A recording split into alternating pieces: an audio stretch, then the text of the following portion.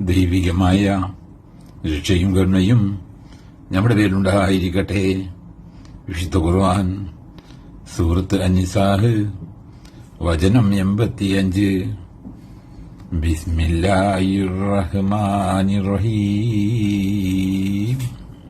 മൻ യസ്ഫഹ് സഫാഹതൻ ഹസനതൻ യകുൻ ലഹു നസീബും മിൻഹാ വമൻ യസ്ഫഹ് സഫാഹതൻ സയ്യിഹതൻ യകുൻ ലഹു കിഫിലും മിൻഹാ വകാനല്ലാഹു അലാ കുല്ലി ഷൈഇൻ മുഖീതാ.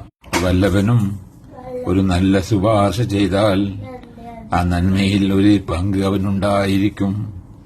വല്ലവനും ഒരു ചീത്ത ശുപാർശ ചെയ്താൽ ആ തിന്മയിൽ നിന്ന് ഒരു പങ്കും അവനുണ്ടായിരിക്കും.